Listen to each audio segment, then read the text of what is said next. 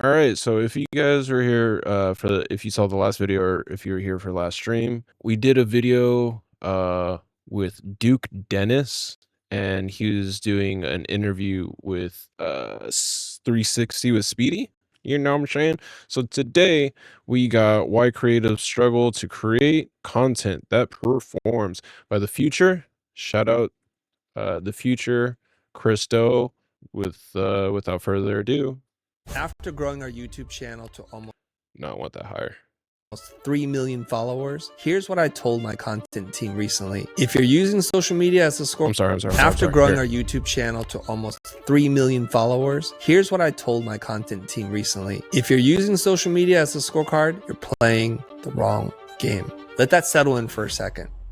Because if you felt the pressure to post, perform, or chase some arbitrary metric, this video you're going to want to replay 10 times over, because I will break down what not to do and what to do and save you my 10 years doing it. And why should you be listening to me? I've been creating content online for over a decade, built a multi-million-dollar brand, millions of followers, millions in revenue. And in all that time, I've never cared about the algorithm, never studied best posting times, never followed formulas. Why?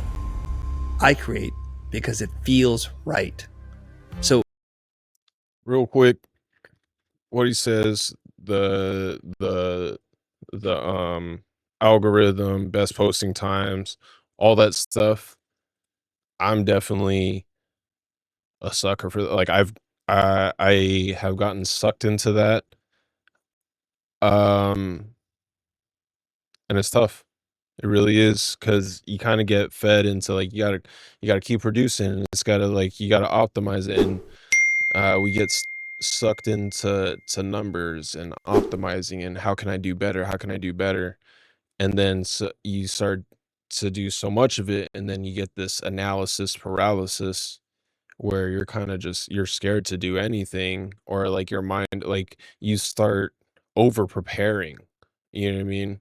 You start, okay, I'm gonna start researching a bunch. I'm gonna start you start watching more videos, you start doing more chat gpt, this and that, and then it becomes this overwhelming thing, and then you've lost all this momentum, and you start to lose why you enjoyed it in the first place too, because you're stressed about it, you're not even enjoying it or having fun. And like, yeah, like when you work and you're pursuing something hard and you're trying to learn, like it's not always going to be fun. But if you're going to lose that, or if you lose sight of that to the point where you have the analysis paralysis, then you've already lost. You've already lost. if you've lost your way in content, I want to help you find it again. I'm going to cover why chasing metrics is a trap, what I focus on instead when I create, and provide you with an anchor for the new way of creating, especially if you're a creator who feels like you've lost your way. I'm excited. Okay, let's get right into it. First off, content is not a scorecard. Social media makes it easy to tie your worth to numbers, impressions, comments, growth. But when you start measuring every post by performance, you stop creating with intention. The reason why I create content is not to hit a certain number of likes, subscribes, follows, or even engagement or reactions. For me, creating on social media is just to learn about who I am and what my thoughts and ideas are. It's not about any other performance metric. So when you start looking at the metrics that everyone talks about and how the algorithm changes, you're missing the whole point. We want to figure out what our ideas are. And I can usually gauge that just by how the questions and sometimes the negative feedback comes. It's not about, oh my gosh, you don't like me, you don't like these ideas. It's just the way I interpret that is, I'm not being clear, or I should have been more careful with the words and the way I frame the conversation, because my intention is not to make you upset. I'm trying to help.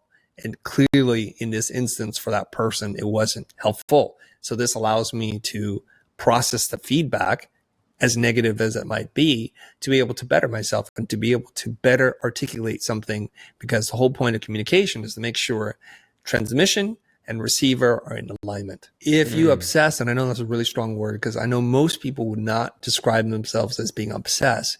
on the numbers and the performance of a piece of content you create, you're at the whims of the highs and lows of whatever the algorithm serves you. And we don't want to have our emotional regulation be exported or to be in control by someone other than us. It makes no sense. So your esteem, your sense of worth, and your confidence can ride high or can crash down below. And these are things you want to avoid. I will say, like, that's like a very, very, very important thing. I don't think you can go about this and have like you can't be like too fragile about it. You can't you can't get too worked up about it. And um because there's been times, especially with the recent shift, where like kind of like it doesn't feel like followers and subscribers really matter because the algorithm feeds everything on like based by interest nowadays. Um there's a cool minute where I was like, dude, why aren't my followers going up? This is like ridiculous, like on Instagram. And it was making me feel weird. And or like being able to like step away from whatever I'm creating, my whatever brand or project idea. Um, there's a time where I took like a pretty much a year off, not even touching my brand feels, just so I can kind of just figure out myself and what I wanted and what I you know what I mean? And just like live and kind of allow life to refresh me and come back at to the canvas of uh projects and art and creating and business with a fresh, like a refreshed perspective and feeling. Um, and yeah, it's hard to be able to do that without like if you're freaking out about these numbers, you know what I mean? Or it's gonna be like, oh, what's the point if I'm not growing or if I'm getting no views? Dude, if you look at my TikTok for my current personal TikTok that I've been working on, dude, I only have like 2 followers. I think one of them is my brand feels, and like views is like 12, 13. I'm like, sometimes I like, oh, that one got like 30, that one got 50. Like most people be like, why am I even doing this? But like you have to think if you're doing the strategy and posting onto other stuff, like, well, there's going to be reach on here on YouTube Shorts, and that actually does get some good traction. Or there's going to be traction over here on Instagram. But I try to make sure I boil it down to you're creating and sharing. That's all it is, bro. Creating and sharing. Hopefully, you get paid along the way to, because that's kind of the goal that we're working on as well. But at the very fundamental thing, it's your you get to create and you get to share it and for other people, like not even for them, like you just get to share it to them. They whatever they want to do with it, they want to scroll past it, they want to comment on it, da da da, that's for them. But you get to share it. Like that's I think like that's the gift for you as the artist. Like you get to share it. You know what I mean? And yeah. If you wake up one morning and you look at the performance of your post and you feel a high, or conversely, if you feel like this bottomless amount of depression and anxiety, And I will say I do get excited when I see like, okay, like this performed well. Like that, like I do get a good feeling. So, but I also don't want to like I want to make sure I have that in check to where it's not like, oh, that performed well, like, oh, I'm grumpy or like it's taking over my mood or my joy. You know what I mean? So I'll say that. I am still susceptible to that. it's a sign that so much of your self value and your self worth is placed in the hands of strangers. So if metrics don't guide the work, what does? The answer is to create because it feels right. You don't create because it's strategic. You create because it feels like the most honest thing to do. This is where clarity lives. You gain clarity through articulation, quote by David C. Baker. So for me, I create to understand my thinking see what I actually believe, process what I'm experiencing, and to stay in conversation with myself while bringing others along for the journey. Sorry to interrupt the episode. I want to let you know that I'm starting this community where we're going to help people nation on that, just about the power of creating content. You don't about the power. I don't want to be rude. Shout out Chris Do. Should we watch that? Oh, we'll watch it because we're watching Chris Do stuff in the future. So actually, I don't want to be rude. So sorry. Go ahead. Sorry to interrupt the episode. I want to let you know that I'm starting this community where we're going to help people just like you, experts, authors, and coaches, to develop your personal brand. I'll meet you halfway. I'm gonna do it at 2 times because this is, yeah, come on. Oh wait, how do I do it? No, not captions. Damn it. Doble, boom. It's called Content Lab. So for more information on that, just check out the links in the description. Now back to our show. Let me tell you something about the power of creating content. Oh, that was a lot quicker than I expected. I'm not gonna lie. I'm sorry. Anyways. You don't exactly know who it's going to reach and how it's going to hit them. So sometimes you'll make something that feel relatively insignificant, obvious to you, but you'll hear days, weeks, months, years later that it's hit someone and it's changed their lives for the better. And this is the best feeling in the world, because what you've done as a act of self-expression has actually lifted someone else, has given them a path forward, and given them tools so that they can change their lives. That is something that's super cool. I have had it to where like I've had friends like, oh, like you should be like a and I'm not trying to be a motivational speaker. I'm just like speaking my truth or where I'm at, my heart, and um just expressing that and sharing that, right? Um just the way I would do it to like any friend that's sitting in front of me or that I'm hanging out with. Um but it's nice to where like it's like it's been received in a positive light, and it hopefully it sparks them, and it's something that creates some type of momentum, I hope. You know what I mean? And yeah.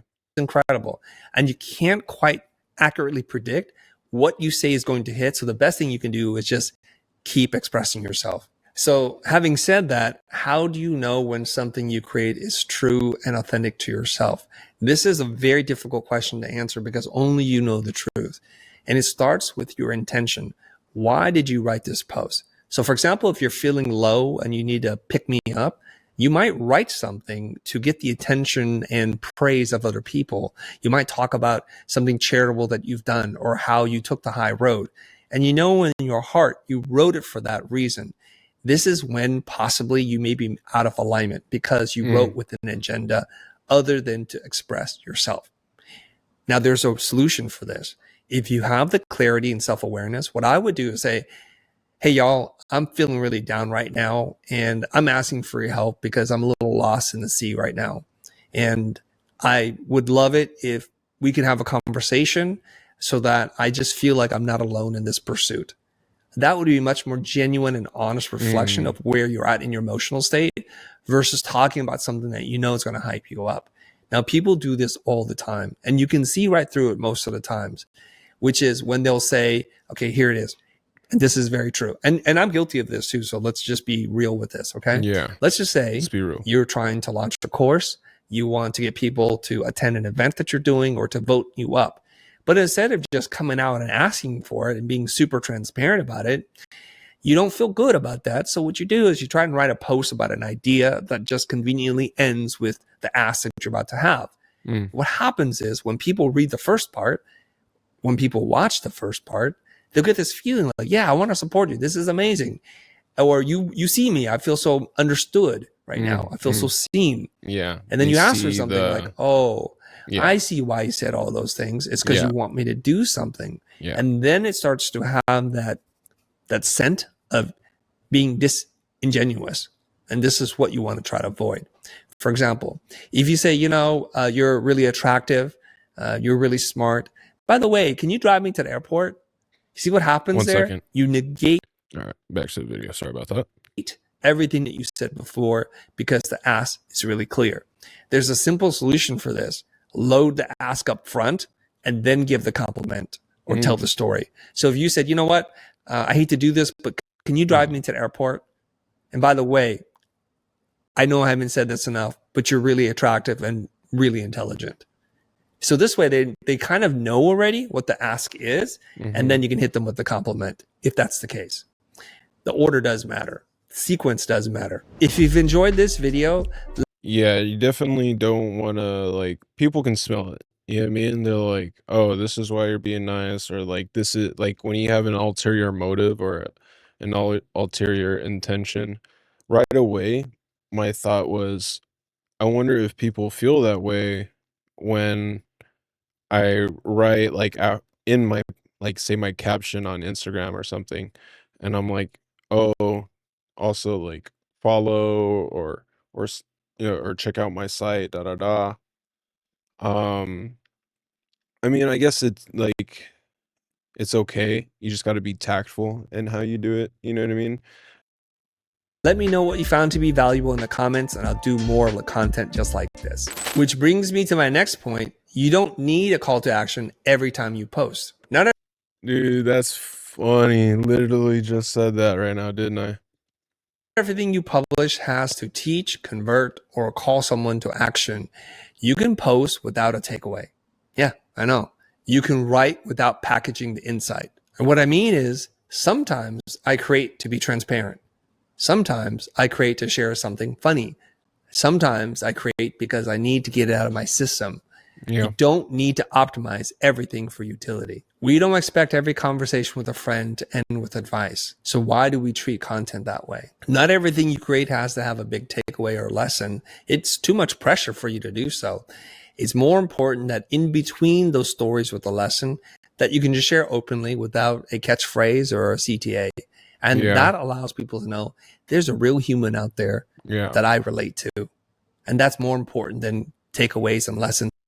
And I will say this, like, I tried 'cause, I'll be honest, I always say this 'cause I'm terrible at writing captions, and if I were to still be writing all my captions personally, I would be a lot slower, I think, at, like, how much, like, I'm I'm outputting but anyways, I use ChatGPT for my captions, and I'm pretty good with my prompting, I believe, as far as, like, conveying tone and heart and, uh, what the actual post is, um, and I try to do a pretty decent job at editing it and tailoring it to make sure it works well, you know what I mean? And it's true and it aligns with, like, my ethos, my morals, all that stuff, you know what I mean? My perspective. But with that, like, it can be very rhythmic or very, like, it knows how to do it in a formula or in a format that you want it to. So with the CTAs, like you're saying, everything doesn't have to be CTA the way it's currently feeding or giving me um responses to my prompts. It's like there'll always be like a CTA, so I need to make sure I balance that, make sure it's tasteful and like it's still human, you know what I mean? I'm still using it as a tool, not leaning on it too hard, you know what I mean? Or yeah, just being wise with your tools and not just coasting and sending it in, if that makes sense. Anyways.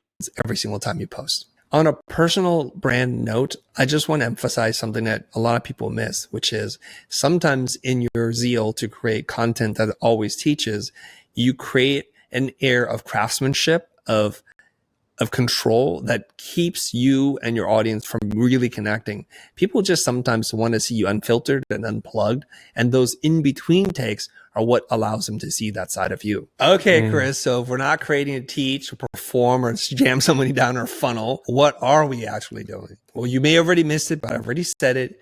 You create to connect with people through your content. Mm. Content is about connection, and sometimes polish gets in the way of that. So create because you want to connect, you want to share, you believe diverse perspectives makes the world better. You know someone like you is waiting for permission to speak up. So when they see you doing that, it gives them the courage to do the same. Because here's Mm, what I've learned: you never know who needed to hear it. And most of the time, neither do they until they experience it. There's a form of cognitive bias called the facts. curse of knowledge, that we forget that there was a time in which we struggled with something. And if you're 5, 10, 25 years into doing something, you have to work really hard remembering it, how difficult it was for you when it was year one. So when you share something that you've learned, you're basically giving someone the express pass to move past the trials and tribulations of what you had to go through, and you expedite the outcome a little bit faster for them. You're not saying I'm going to eliminate the pain, but I'm going to reduce the time in which you feel that pain. I like to use this as a As you're saying, this makes me think like not necessarily tutorial, but like sharing my workflow or like tips or things that I've learned, say like on my video editing software, DaVinci Resolve. Like if I made content of like, oh, my top 3 hotkeys or my top or this hack, this is one of my favorite hacks to do while creating DaVinci editing videos on DaVinci Resolve, or like this has made my video editing 5 times faster, whatever, you know what I mean? So, um, yeah, I think, what he's saying, as to what he's saying as far as, like, thinking about the person that's at year 1, even though I'm at year, say, 5, that's not the farthest, that's not the longest, but that's still 4 years farther or farther along or 5 years farther along than the person that's just starting in their year 1, you know what I mean? So, don't don't disqualify yourself, share it. If someone wants to use it or it's helpful for them, it will be, and if it's not, then it's not, it's on to the next. That's fine, bro. You know what I mean? guiding principle when I start to write and create content. I think about what it's like to be a beginner again. Now, what I just explained to you is what has served me throughout my career, and especially in the growth of my personal brand across social media. So if you're resonating with this, I do need to warn you of the one thing that'll get in the way of you being able to be successful with this kind of philosophy. Don't create from insecurity. If you're creating because you need to feel seen, liked, or affirmed by strangers, you're setting yourself up for a painful cycle. Here's what I mean: no amount of likes will fix insecurity. The internet Yeah. can't validate Yeah, what you haven't accepted in yourself. because what they can give you, they can also take away. So you gotta be solid, and I don't even think you can like, how far can you really get in making content that, like, that'll patch up your insecurities? Like, I feel like a lot of people wouldn't even start or make it that far because because they're fighting through insecurities, you know what I mean? Well, I think a lot of people don't even start because they're insecure, but it can definitely creep in, and you get to a point where your creation is trying to fill these holes in who you are or what your identity is. Um, If you're chasing attention to fill a gap, you'll keep chasing even when you succeed. So, fair warning: yeah, don't let social media become a mirror for self worth. It will lie to you. So, facts. That's some Black Mirror stuff, bro. Don't let it suck you in. Like, I do this because, like I've said in my previous video, like, I've been doing this for freaking ever since like middle school, dude. And doing ollies over an old camera that I have off of like a two stair in front of an elementary school because like I saw skateboarders and I wanted to be, a skateboarder and making video parts and stuff like that. I suck at skateboarding. So that didn't go very far, but like there was that, and then it goes into like, oh, I was doing like hair tutorial videos because that's what I was into. I was into styling my hair at one point like crazy, and then um there's like gaming. Like I like gaming. I want to share people like I want to make content of me gaming and share these moments and stuff like that. So it's never been from like, oh, this will fulfill, this is what's gonna make me. It's always been like, oh, this is cool. Like there's always been a genuine interest in my heart because I always thought it was cool and it piqued my interest. I always like making content, expressing myself. You know what I mean? Even this video, this is expressing myself. Like someone could totally think I'm a dork or I'm wasting my time, da da da. It's like, okay, cool. But like go do like I'm sure there's something that you do that I think is kind of dorky too or whatever, but it's like it's cool, man. Like um yeah. How do you check yourself when that pattern shows up in your life and you're noticing this about yourself, that you're feeling the highs and lows, the push and pull of the engagement and the algorithm? I want you to think about something and ask yourself this question. What is it about myself that I don't like or need affirmed by strangers? And usually what happens here is we start to recognize a pattern, which is the internet, social media following, the algorithm is a surrogate for someone else in your life, a parent, usually an older sibling, a mentor, a teacher, who at one point withheld love, respect, or affirmation from you that you can't get. But we don't have the power when we're young. And so now we're adults trapped with this unresolved childhood trauma. And now we're seeking strangers to fill that void. So what I would do is start getting in touch with myself by asking, what is it that I need to know about myself? Whose approval do I need to get? Who needs to give me permission so that I can show up for myself and not have to Mhm. rely on the whims of strangers and the algorithm for my own self-worth and validation? And if possible, what I would do is to start working with a therapist, have these conversations in open, honest, and transparent ways, and really be vulnerable here. Tell your truth so that you can work through this problem. I leave you with this. Ignore the rules, That's mad deep. focus on the feelings. For over 10 years of creating content across multiple platforms, it's strange for me to tell you this, but I've never optimized for the time of day, hashtags, trending sounds, or algorithms. And yet, I built a loyal audience, strong inbound leads, and lasting brand equity. Why? Because people, believe it or not, can feel when you're being real. There's a tone of voice that you share. There's a Mm, sense that you care about them and that you're being genuinely vulnerable and not performing for an outcome. Believe it or not, people are way smarter than you think. That your yeah. body, your words, and your tonality betray the true intention behind it all. So get right with yourself, and the audience will get right with you. If you've enjoyed this video, I want to remind you about Content Lab, something that I've launched. All right. What do we think, guys? I think it's true. This is why creatives struggle with creating content that performs or yeah. Uh and I think it really is because you won't even find out what performs if you just don't keep trying stuff. If you just do the same thing like and it doesn't work, you're kind of cooked, you know what I mean? But you also won't know or find out like these happy little accidents.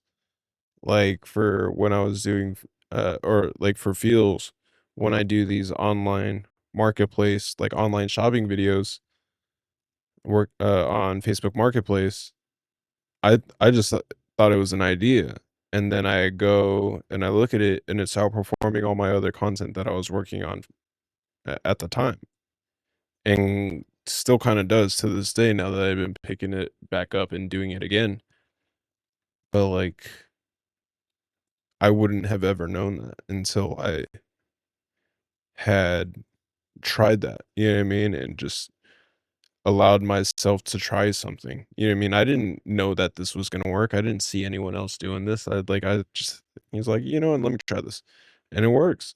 And it's like, okay, now let's stay consistent, like and keep doing it and see and enjoy it. And I will say this, part of that was uh I will say this, it was it was performing, but I think I also kind of freaked out too because I was like, "Oh, is this corny though?" Like this doesn't feel like, say, Supreme, or this doesn't feel like whatever of my favorite streetwear brands there are. Like this doesn't feel like Neighborhood. This doesn't feel like X, Y, and Z. You know what I mean? Like, and so I kind of freaked out and I pulled back. But like as he's saying, like, what did it start off as? It wasn't like the whole idea of it was never like, oh, like this is gonna be like the super cool thing, or like, or it wasn't like never like oh, this is gonna like, I don't know. It didn't even start off like that. That wasn't even a thing. The thought was like, oh, this is a cool idea. It was a genuine idea that I thought was cool. So that was an authentic thing that I thought was cool. And instead, I kind of snuffed it out because of that appearance thing. I was like, "Oh no, what if like people see this and like think it's corny and this isn't like a cool streetwear brand or something?" But it's something that I actually enjoyed making and doing. I still think it's a great concept. I still think it's cool and fun that I get to scroll through these Facebook Marketplace posts and look at cool cars and start to learn about them. Like this is things that we already do. Me and my friends already do. So it's like, what are we even talking about? You know what I mean? Why are we even questioning ourselves? You know what I mean? But it happens. And so um but I'm grateful that I'm back to it, to where I'm creating. I'm finding stuff that performs. I'm trying things out. I'm not being too hard on myself. I'm not putting my online presence as my complete like value. You know what I mean? Um, because it's who I am already as it is. It's just I'm recording it, editing it, packaging it, and sharing it with you guys in a way that all goes through my hands. You know what I mean? So, um, yeah.